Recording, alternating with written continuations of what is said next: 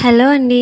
ఈ కప్పుతో వాటర్ ఎందుకు పట్టుకెళ్తున్నానంటే వేసవి కాలంలో పిచ్చుకలు దాహంతో ఉంటాయి కదండి. పిచ్చుకలు ఒకటే కాదండి, చాలా ప్రాణులు దాహంతో తిరుగుతూ ఉంటాయి. చెరువులు, బావులు అన్ని ఎండిపోతాయి కదండి, కాలువలతో సహా. అందుకని ప్రతి ఇంటి దగ్గర కూడా ఇలా కప్పుతో గాని, బకెట్ తో గాని, మగ్గుతో గాని ఈ సమ్మర్ 4 నెలలు కూడా పెడుతూ ఉన్నారనుకోండి, వాటికి మనం ఎంతో కొంత సాయం చేసినట్లు అవుతుంది. ఇక్కడికి ఒక్కొక్కసారి పక్షులు వస్తూ ఉంటాయి అన్నమాట. అందుకని గోడ మీద పెడుతున్నాను. అయినా ఈ 4G 5G వచ్చిన దగ్గర నుంచి పక్షులు ఎక్కడ కనిపిస్తున్నాయండి, చాలా తగ్గిపోతున్నాయి. మిగతావి ఉన్న వాటినే మనం కాపాడుకోవాలన్నమాట.